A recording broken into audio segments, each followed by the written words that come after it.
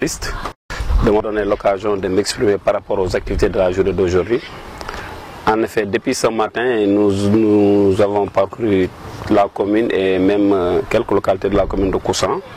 C'était par rapport à une mission de l'UNICEF qui était venue évaluer les classes alternatives, mais aussi certains projets, notamment les classes des moniteurs, afin d'en avoir une idée exacte et de savoir aussi quels ont été quand même les impacts des mesures que l'UNICEF a pris pour accompagner quand même le système éducatif dans le département de Goudiri. Depuis ce matin donc, nous sommes à pied d'œuvre et nous avons commencé par la commune de Koussan, notamment dans l'école de Gourel Baïdi, où nous avons eu à quand même visiter des expériences vraiment très intéressantes concernant d'abord les classes des moniteurs. Vous savez que depuis un bon moment, notre département est confronté à un grand taux de départ. Donc beaucoup d'enseignants partent, ce qui fait que le personnel au niveau du système éducatif est très déficitaire, surtout concernant les écoles élémentaires.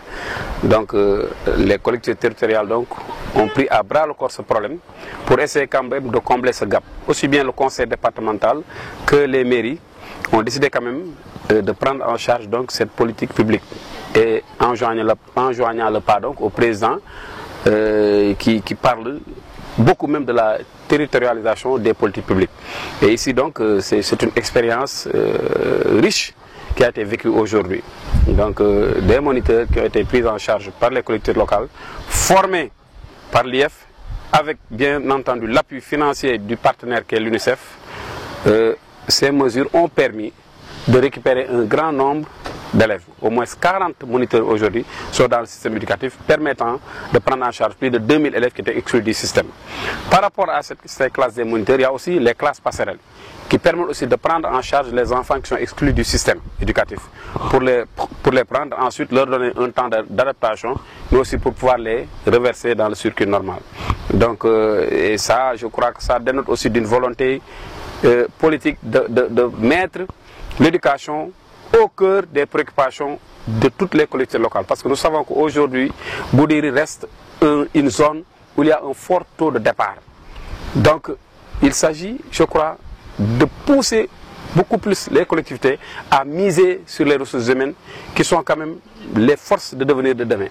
Et par rapport à ça, il fallait nécessairement s'impliquer dans la prise en charge des problèmes de l'éducation. Et cela dénote d'une volonté quand même qui se définit ailleurs dans d'autres domaines comme au niveau des collèges où on voit un grand projet englobant qui est le lycée qui a pu quand même capter des ressources financières aussi bien des collectivités territoriales que des migrants et cela à partir d'un dispositif du PAISD. Il faudra aussi ajouter par rapport à ça la forte implication de M. le préfet et de M. l'IF qui ont accompagné quand même ce programme pour pouvoir aujourd'hui faire de ce projet des classes monitaires, des classes passerelles une vraie réussite dans ce département de Goudiri. Donc nous sommes ici aujourd'hui donc presque à la fin de cette visite.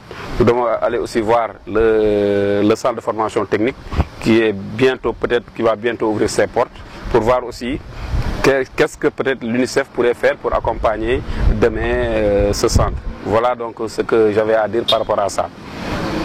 Voilà. Moi c'est Georges Gonzalez, je suis représentant adjoint à l'UNICEF et je suis venu pour visiter les projets, les programmes menés par les différents partenaires, l'IF en particulier. Ce matin on a vu des écoles qui ont été mises en place avec l'appui de l'IF, avec l'appui du conseil départemental et qui nous ont vraiment ravis, satisfaits parce que c'est une initiative assez impressionnante que la communauté s'est engagée à soutenir en mettant à la disposition des moniteurs qui suppléent au manque d'enseignants dans la zone et pouvant permettre à des jeunes enfants de pouvoir commencer l'école à temps, à l'âge indiqué et de pouvoir avoir une éducation de qualité. Donc on est vraiment content de cette initiative qu'on salue et qu'on aimerait d'ailleurs voir répliquer. Donc Goudiri pourrait servir vraiment d'exemple pour le reste du pays. Peut-être je voudrais dire et lancer un appel à l'ensemble des membres de la communauté pour que les communautés, les ressortissants qui sont allés à l'extérieur en tout cas les entrepreneurs également, puissent soutenir ces modèles d'éducation offerts à tous les enfants dans la zone. Voilà, après cette visite, quelles sont les perspectives de l'évaluation? Alors les perspectives, c'est pour ça qu'on est aussi venu voir le centre de formation Experna et qu'on va bientôt voir le futur centre de formation professionnelle. C'est de voir comment continuer nos efforts pour que les enfants qui bénéficient de cette scolarisation on puisse leur proposer aussi des offres de formation professionnelle pour qu'ils puissent s'insérer professionnellement et qu'ils puissent continuer à rester dans la zone, investir et soutenir leur communauté. Et donc cet accompagnement va continuer. En tout cas, on est venu étudier les manières de le faire. Certainement, ça ne se fera pas qu'avec l'UNICEF. C'est pour ça qu'on est venu aussi accompagner d'autres partenaires. On veut s'associer à la coopération française qui appuie les collectivités territoriales.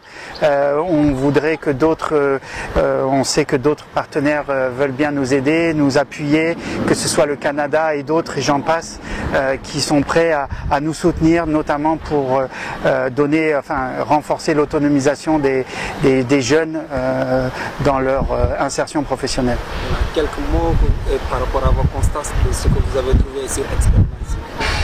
Pour Experna, c'est assez impressionnant de voir comment on valorise le patrimoine, environnemental, écologique, comment on utilise ce que la nature a donné et que l'on puisse vraiment produire des produits de qualité qui peuvent être distribués partout sur le territoire et même à l'extérieur, ce qui permet à des jeunes de pouvoir rester sur place, de pouvoir investir et faire leur petite entreprise. Et vraiment, ça c'est un excellent modèle. On est très très content de voir ce type d'initiative ici dans la zone. Merci beaucoup. Merci. Merci.